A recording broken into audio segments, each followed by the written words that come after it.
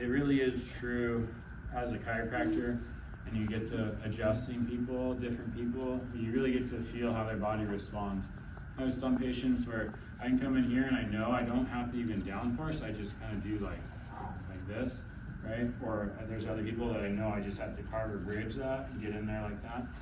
And so the more you adjust someone, the more you really get attuned to what they need.